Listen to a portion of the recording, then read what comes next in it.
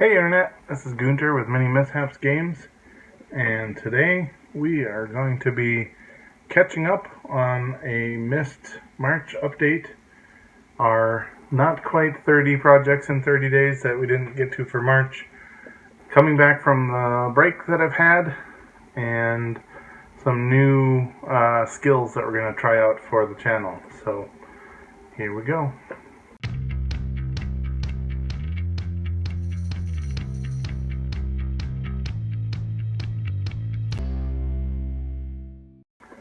So we started off March by going to the Reaper Virtual Expo, and it was awesome. I took some classes and I felt like my painting just got big leaps and bounds in progress. So these first couple of projects are from that. And definitely, if you enjoy our content, you always use the support on Buy Me a Coffee or Patreon. And here we go. The wizard was probably the favorite. I love the little mouse and really was able to do some blending that I had never been able to do before, especially in like the teal and blue on the hat and some of the fabric. Also, I really loved learning about eyes and faces and how to do hair and skin tones, and really was just a lot in that weekend. So so the wizard was sort of during the weekend as I was learning those things, and then after the weekend then I painted this Mindflayer, this illithid, and I absolutely love how the gold pulled the impressions and details out of that cloak on top of the red there, so I thought that turned out really neat. And then the first project we did after the expo was a zombie challenge, and I drew this lawn gnome from the random big box of random. Then we had was a couple of plastic bits from other plastic videos. I'll try and put them up here, that we put together with some other pieces of toys and Kitbashed it into Audrey II from the Little Shop of Horrors. So that was a lot of fun.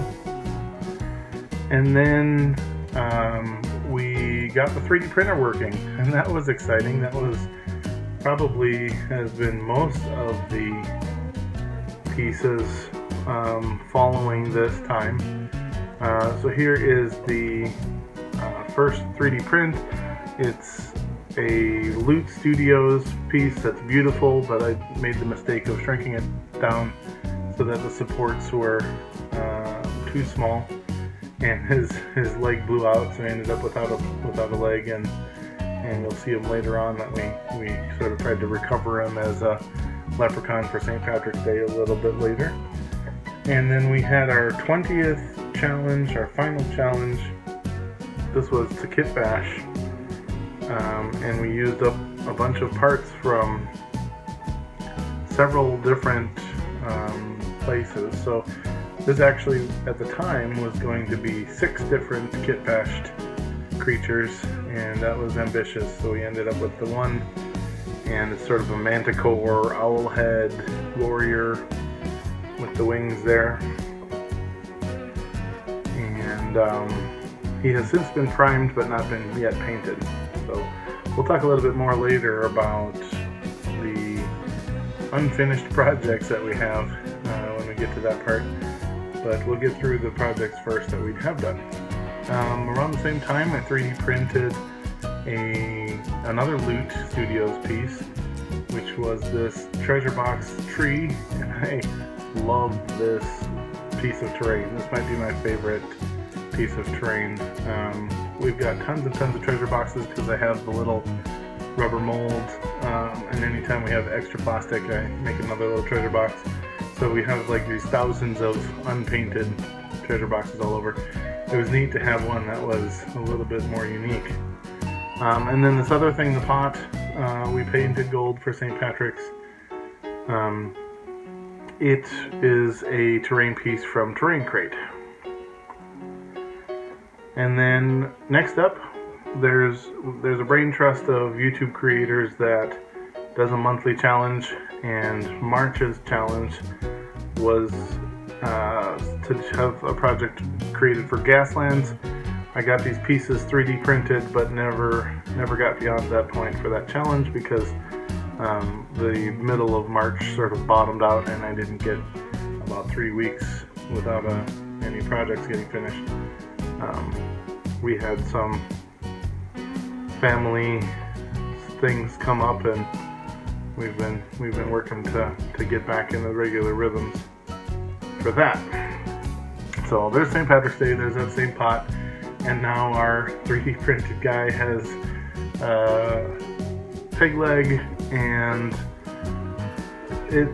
it was just kind of a wreck. The 3D printer doesn't really print, it's an old 3D printer, and doesn't really print the quality needed for miniatures. But also, when I was painting the eyes, I missed and put a big black blob right on his beard, and we just left it because it's cartoonish and it looks ridiculous and it looks like he's singing or whistling, and that was a lot of fun, so we just left it. Then we had our painted a couple of toys from the dollar store as a sort of Hall of Heroes situation that we're going to use for D&D, and that I think actually turned out pretty cool. They look, with the teal and the bronze, look pretty good as statues, I think. Then, thanks to you guys, near the middle of March, we hit 50 subscribers. Super awesome, and I encased these 3D printed.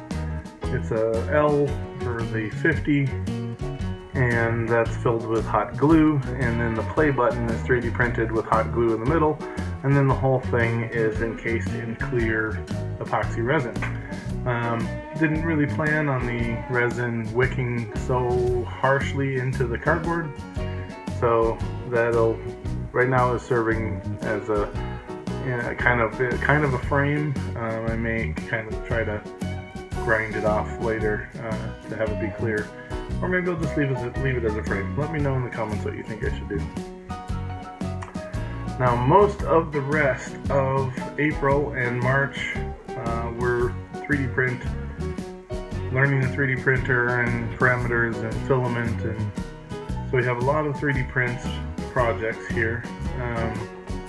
So first up, we printed my very first bust. This is another one from Loot Studios, and actually turned out pretty good. It's a little bit bigger than the miniatures, so held the detail a little bit better. We 3D printed some puzzle pieces, and this is, you'll notice that a few of these were picked out by my 4-year-old. He loves, this is just complete, and it's magic to me too, but it's completely magical to him that a computer just sort of creates a thing out of the air. It also helps that the 3D printer filament reel is inside underneath, so it appears to just sort of grow out of the nozzle for all these projects. So we did these puzzle pieces. This is another partial work in progress. We were going to do March of Dwarves, which was going to be another collaboration, and this is as far as I got, which is a little bit of gunmetal and a little bit of brown, and that is it. So I didn't get any other detailing. So another 3D print. This guy has more detail than it looks like he does. This is Spongebob, and I used the thermoset plastic to reinforce an arm that had broken off, and his nose was gonna be a problem, so he got some on his nose. It doesn't look real great with the two different colors of plastic, but if we primed him up and painted him, it would look a lot more purposeful. Then we've got Bob, another Bob, 2 Bobs in a row, Spongebob and now Minion Bob. He printed a lot better. He's pretty solid, and he's taken up residence with the other toys as a local. So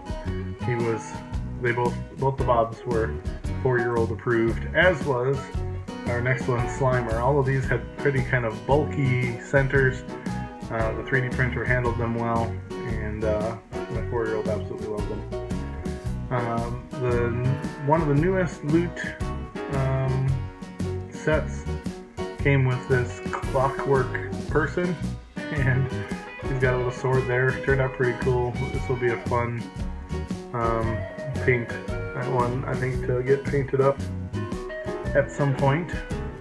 You'll start to realize that we have piles and piles of unfinished projects, and I'm really good at starting projects. And maybe it's because the nature of this channel is to learn the skills and try things out and have them be new, but it seems like I do a lot more starts than finishes. Maybe that'll change as I get more comfortable with the art skills. So then we had, if you don't count Clockwork Guy, we had our first attempt at a D&D scale miniature on the 3D printer, and turned out pretty good. So this is a file that I've had since way back when I think this is one of the original ones that I never printed. I was always too scared to do something in that scale. Then we had our spring/Easter D&D conversion. We took a bunch of dollar store, or I'm sorry, these ones were from the clearance of the Hobby Lobby day after the holiday, and I'll put that up as well. We went shopping around the holiday time. We do a lot of that, get our art supplies for the year when everything's 90% off. But we got this little set of bunnies, and then we 3D printed little weapons and shields, and then hot glued them onto these circular 1-inch gems to have them be D&D ready. We've got our first, this was our first attempt at 3D printing a Hero Forge file, and again, the printer is old and it's not really able to handle the detail very readily. So not sure how we're going to do that, if we're going to eventually have to just make them bigger, or if I just have to learn more about the settings. But I can't break off any more of the supports without damaging the miniature, so I either have to reinforce the whole thing with thermoset plastic and then file, sand, etc., or I need to figure out how to fix my stringing on the 3D printer. This is another one from Hero Forge. This one turned out a little bit better, but that's because his arms and legs and tails are made out of vines. The last one was Kolpacci, the steampunk orc, and this one is Cutter Fungithorn, who is a plant-based character. He's the healer at the New Fung Academy, and but because of all the plant parts, those will be a little easier to 3D print there with not having any fingers and toes, etc. So those two are the first in what hopefully will be several NPC. Maybe we'll make a series where we do spotlights and give them either the 3D print treatment or the 3D design treatment or the animation treatment, which I'll talk about in a minute, just to add a little bit to their entries in the New Fung Academy Codex, which you can also get on our Drive-Thru RPG page. There's actually 50 people in the Codex, NPCs. You're welcome to use those for your campaigns, etc. But we've got 2 of them 3D printed now, or at least attempted. So the next fun bit of news is I intend to go back to school in the fall for graphic arts or graphic design, and so I'm testing more of those kinds of skills with tutorials and things.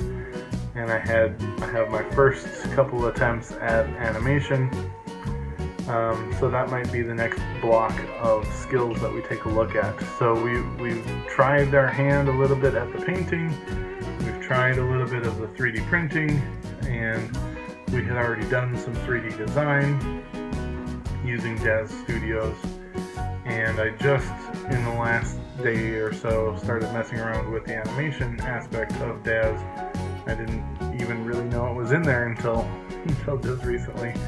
So the first animation was fully created into a movie, and this almost is a 2-second animation that I looped back on itself. But this 2-second animation almost took forever and almost fried my computer. So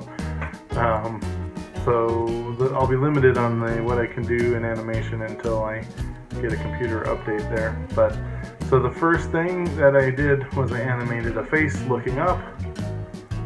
Yep. No resemblance. I'm sure you can't tell that was who that was modeled after. And then we've got the next two.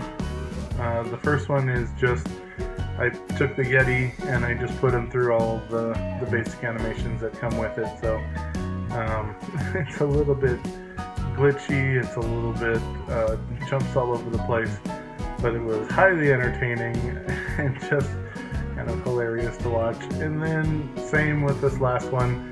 Now this is the combination of using Daz to create the animation, and then using so instead of a movie now, this one is a set of stills, and it made a big difference. It rendered a lot faster. I couldn't really tell the difference in quality, but so I learned that little trick to export it as a bunch of stills instead of a movie.